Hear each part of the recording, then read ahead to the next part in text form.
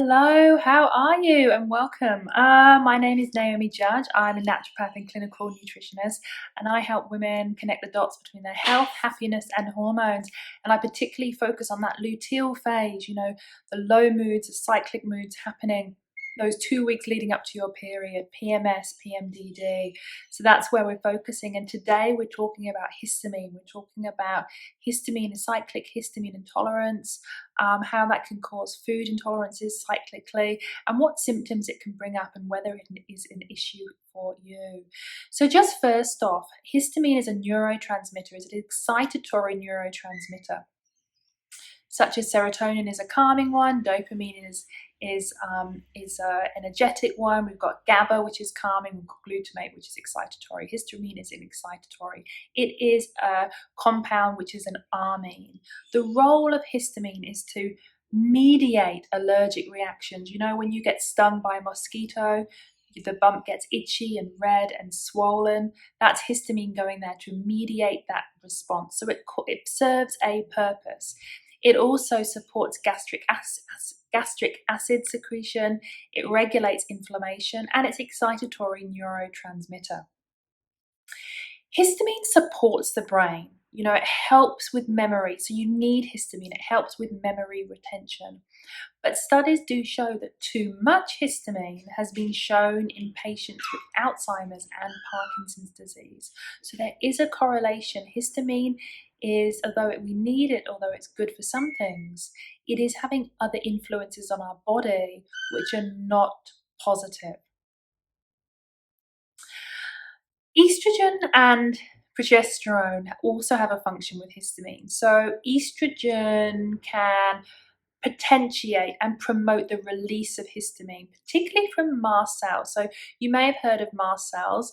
There are disorders where mast cell disease is a big one, and this is when people can suffer seriously from allergic reactions. It can be triggered by toxins, mold in your environment, and it can cause severe symptoms right through to allergic reactions to bone pain. But estrogen can cause more of an initiation of histamine from these mast cells, whereas progesterone promotes the production of diamine oxidase, DAO. This is an enzyme that breaks down histamine, and this enzyme has been shown to be low in people that suffer from a lot of intolerances, a lot of food allergies, mast cell disorders, and also hormone regulation. And it's also shown for this enzyme to be lower in the luteal phase. So we want to increase this enzyme. We want to support this enzyme, particularly if we're suffering with a lot of cyclic mood disorders related to histamine, related to food allergies, related to environmental allergens as well. It's good to know we do have these cyclic symptoms, but you also need to have a look at what's happened in your life. When have you felt better? When have you felt worse? So during pregnancy, it's been shown that the placenta itself can actually help with diamine oxidase production. So really bad allergies or symptoms related to high histamine should actually lower during that time. And I know I felt that. I had less allergies, less headaches, less issues going on with histamine as my DAO enzyme would have been elevated. IVF treatment, you have really, really high estrogen in your body. You've got these synthetic hormones. Some women suffer from seasonal allergies during IVF treatment. And then menopause. Menopause, you can have excess estrogen to low progesterone. So some women can get extreme allergies, itchy skin, hives that break out on the skin. So it can depend. It's cyclically in your menstrual cycle, but then also in your lifetime, it can be cyclic as well.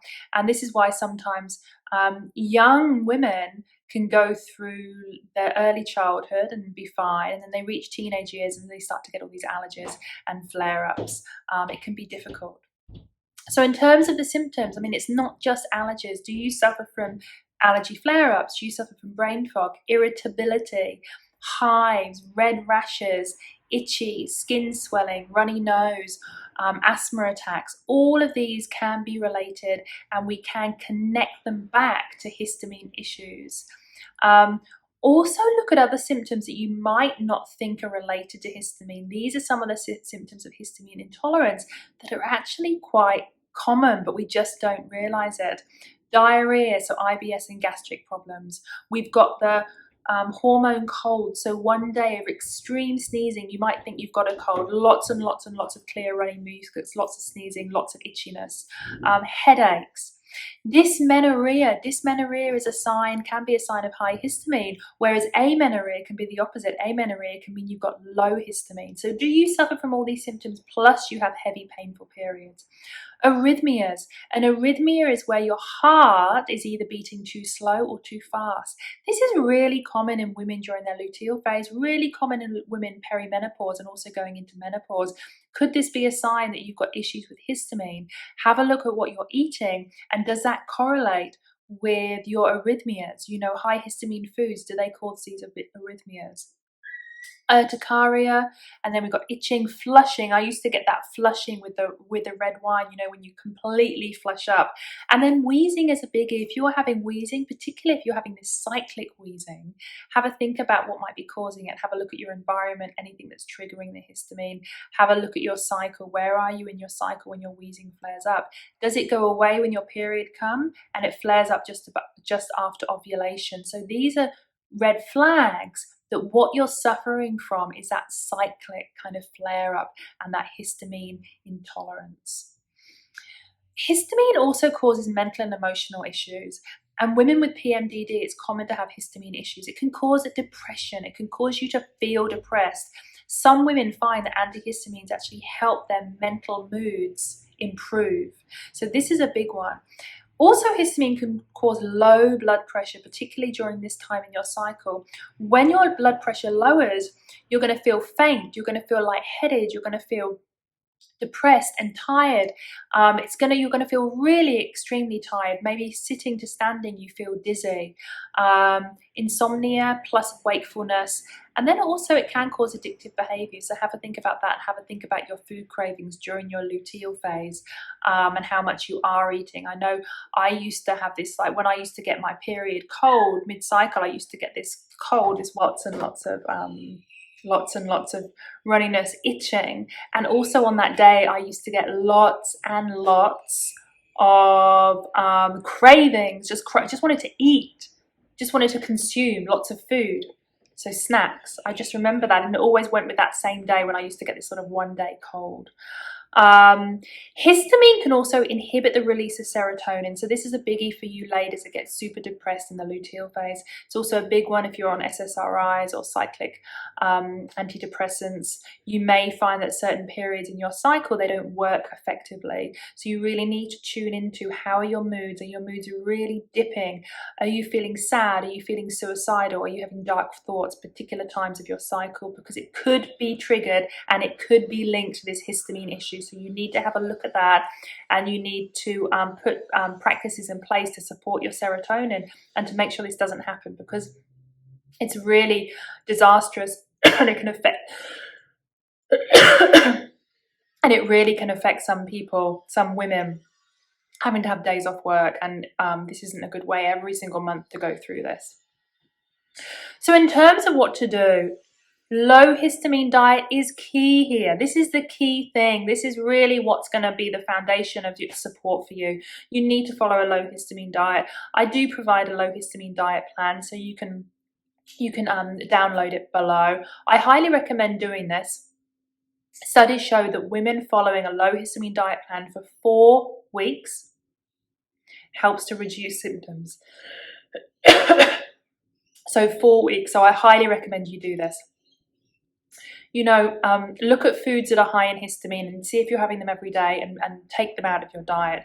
Are you having pickled foods, sauerkraut, kefir, yogurt, chocolate, nuts and beans? Are you having these cured meats, really mature cheeses? Are you having these every day, or are you craving these mid-cycle? These are the foods that you just need to ditch. You just need to ditch them, because these are the things that are going to really exacerbate your symptoms, and they could be causing your mood symptoms and your depression. You want to boost magnesium. Magnesium helps to break down histamine and helps you feel good. So you want to be taking about 200, 300 milligrams a couple of times a day, particularly during your luteal phase. It's really vital that you up your magnesium during your luteal phase as well. You also want to be supporting DOA enzyme. this diamine oxidase enzyme. You want to be supporting it. You can take raw olive oil, use raw olive oil. Mung bean sprouts are good. You can also get supplements online from iHerb. You can follow my link to have a look at what they've got on iHerb, because these help when you're eating the food. So if you are having foods that have got a bit of histamine in, this helps acutely to break that histamine down. And then you want to add in nutrients that are going to help support break the histamine down. Vitamin C is fantastic. Quercetin is great. You want to check your copper levels and your zinc levels. Are your copper levels too low? Because copper also helps to break down histamine. And with everything that's everything going on with people's immune systems and low zinc in this, the last year, copper levels might be suffering. So get your copper and get your serum copper and your serum zinc levels checked. Just see where you are. And B6 is really vital. Use an activated B6, P5P. You can have a look at the one I recommend, and use these to help support the breakdown of histamine. But as I said, low histamine diet is really the key here. This is how you're going to beat this thing. So have a look at my low histamine diet, download it, follow it for 4 weeks, and let me know how you go. I hope that was helpful. I will talk to you all soon. Bye.